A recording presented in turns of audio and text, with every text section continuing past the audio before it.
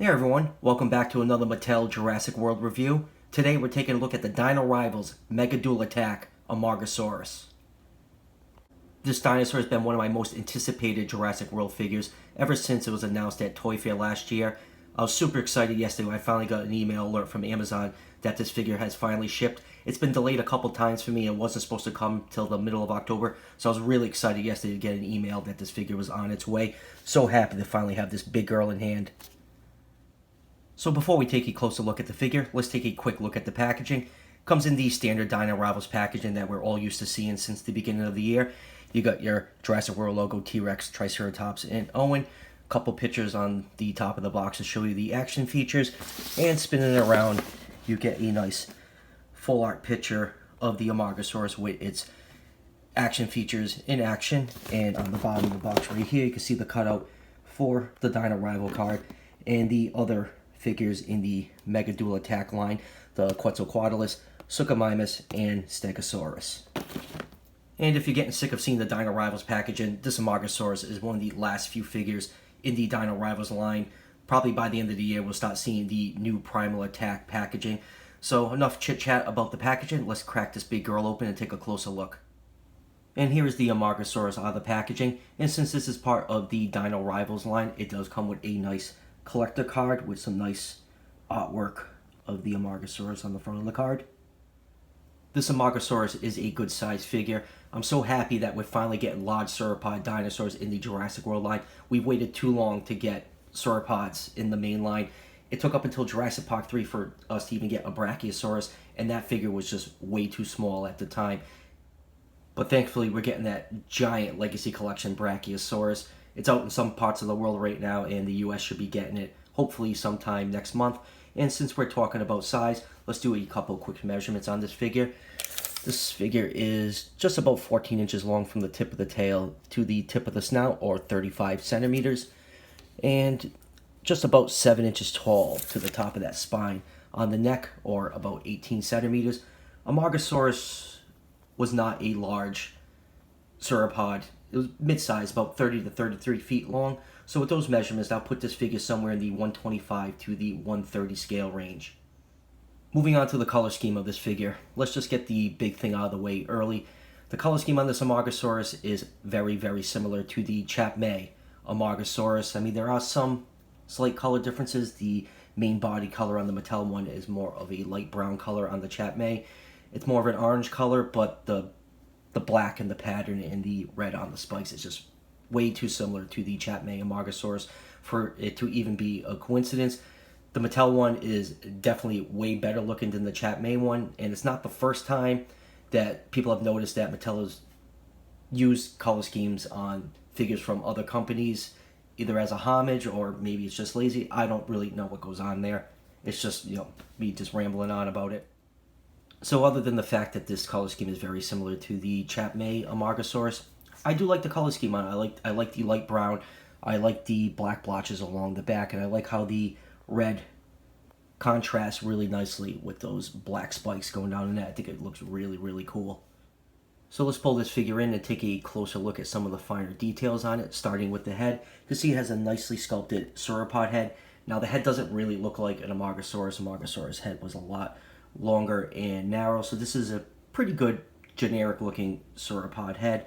You got some of that red around the eye right here highlighted with some black blotches, and looking at the front of it you can see more of that red and black. It looks really, really nice, and they gave us some very nice peaceful looking herbivore eyes.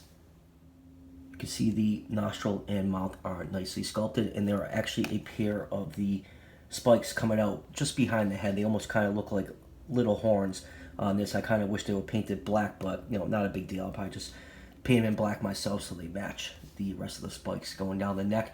And another cool thing about this figure, it actually has some really good head articulation. The head can move down and up pretty well, and it can rotate from side to side, and you really don't see too much head articulation like that on most of the dinosaurs in the Jurassic World line. So I was very happy that this figure actually has some really nice head movement. It's going to be a lot of fun to use this in toy photography outside. And moving down to those neck spines, you can see they are really nicely sculpted. You get some nice folds and wrinkles between each spike coming out of its neck, and it is made out of a softer rubber material. You can see right here, it's just a rubber insert along the neck. And seeing that, I think somewhere down the line, I know Mattel loves repainting figures. This would be really cool if they decided to just resculpt this section right here and make this Amargasaurus a Bajatosaurus. I think that would look really, really cool. Give it a bright color scheme. I'm sold. I'll probably buy a couple of them. I just think that would be a really, really neat idea. And moving down to the body, you can see a lot of nice folds and wrinkles sculpted on it. And the front legs, you'll notice the front legs are slightly a different color than the main part of the body. The reason for that is that the front legs, the head, and the tip of the tail are made out of this softer rubber material. The rest of the body is just a hard plastic, and I just guess, you know, depending on what material they use, that color just doesn't really match up to the rest of the body. It's kind of distracted in bright light, but it's really not too big a deal to me. I just, you know, just wanted to point it out. When I took out the packaging, it actually was one of the first things I noticed about this figure. And moving down to the feet, you can see the toe claws are nicely painted. Mattel has always been hit or miss painting the claws on most of their dinosaur figures, and this is one of the few cases where they shouldn't have painted the claws on the front feet of this Amargasaurus. The only one that should have been painted is this inner thumb claw right here, so I just kind of find that kind of ironic. And moving down to the back legs, you can see the claws of those feet are also painted. And spinning it over, here is the Dino Rival scan code for those of you that want to scan it into the app. And along the back right here, you can see more of those spines coming out with the red painted over the black. Right here are the two buttons that activate its dual attack feature. We'll get to those very shortly. And moving down to the tail, this is the biggest problem I have with this figure. The tail is way, way, way too short for Amargasaurus. I get why the tail is so short. You know, Mattel has to work with shelf sizes at retailers. You know, each figure in the line has to fit in their own box. But I kind of wish that maybe this section of the tail was separate in the packaging and we could clip it on and have a longer tail. So for comparison, let me just get it out right here. Here is the PNSO Amargasaurus, and you can just see how long the tail is supposed to be on Amargasaurus. I know we don't buy the Jurassic World toys because they are accurate. We buy them because we are fans of the movie and the franchise. So that's really the biggest complaint I have. I just wish the tail was longer. We've gotten separate tails with other figures like the T-Rexes and most of the Roivors. So I kind of wish Mattel made an exception for this Amargasaurus and included a longer tail in the package for us to attach once we open it. Moving on to articulation. The articulation on this figure is fairly standard, as it is for most of the figures in the Jurassic World line. We already covered the articulation at the head. The front legs can move forwards, but they can't really move backwards. Once you get right along the stomach right here, they just hit right here, and that is the farthest you're going to get them. So the most you can do is just put them forward. Moving down to the back legs, they have a very clicky ratchet joint, and this leg will click into position at different points. They also can pivot in and out, and that is it for articulation. The rest of the movement on this figure is part of its dual attack feature. There are two buttons along the back that control its action feature. The first one is right here, just before the hips, and that controls its head button action. And your Amargasaurus with that big mohawk can headbang to some heavy metal music if it likes. This neck is very heavy. When this thing swings back, it makes the whole figure jump back. There's a lot of weight on this head. I've seen a couple people that have got their Amargasaurus where this head button feature has broken. I've only seen it happen to 2 people. I don't know if it's going to be a widespread quality control issue, but just double check your figures when you get them in, just in case. And, you know, if you get it from Amazon, it's very easy to return them. I know right now this thing's kind of a pain coming in out of stock, but I'm sure once they get more in stock, they will easily replace your broken figure. And then moving down to the back button right here, it activates its tail whipping action, which is just really, really not that impressive compared to its headbutt in action. I really, really like that. I like the force it comes down with. Alright, let's move on to some size comparisons and compare this big girl to some of the other figures in the Jurassic World line.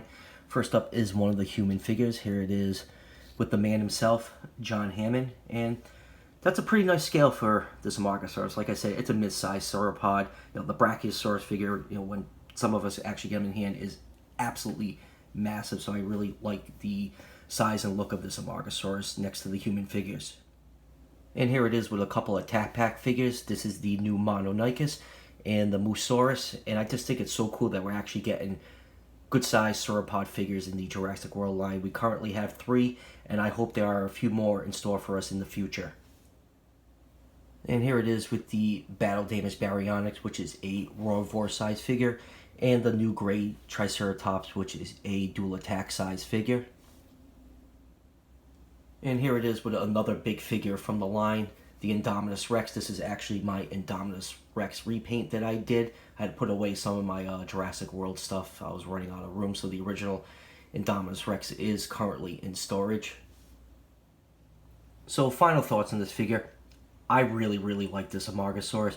It is nowhere near close to an accurate looking Amargasaurus figure, but because of the fact that it's actually a large sauropod dinosaur in the Jurassic World line, this figure definitely scores high up on my list, so I do highly recommend you pick this figure up. It's just, sauropods is just so rare in the Jurassic World line, which makes this Amargasaurus extra special to me. I ended up getting mine off of Amazon. This figure retails for $19.99. I don't think this figure has been seen in the States yet. Mega Duel Attacks have just started showing up at Walmart over the last month, and we're getting near the end of the line. They're finally showing up in stores.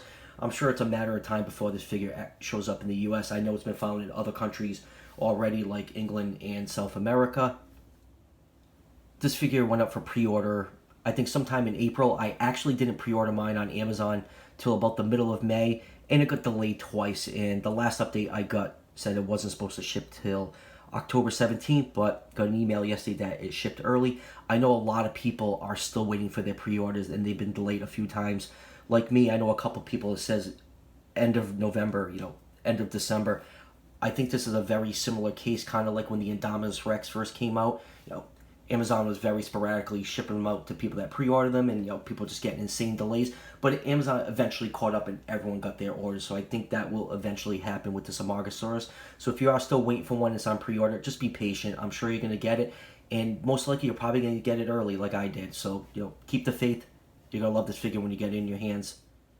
And I'll leave a link in the description if you want to order this Amargasaurus off of Amazon. If you're in the US right now, that is probably your best option to get your hands on this figure. So that will do it for the review. We are coming to an end of reviewing Dino Rival figures on the channel. In a couple months, the new Primal Attack figures should probably be coming out. There's only a few more figures that I'm still waiting for. I'm waiting for the Brachiosaurus to come out. I'm still waiting for the Savage Strike Plesiosaurus, and a very nice person in Canada hooked me up with some of those very hard to find battle damage figures. So hopefully sometime next week I should have the battle damage Monolophosaurus and Proceratosaurus, so be looking for the reviews of those figures sometime in the near future. And as always, don't forget to hit like and subscribe. Each subscription helps out the channel tremendously, and I'll greatly appreciate it. And I'll see you guys for the next one.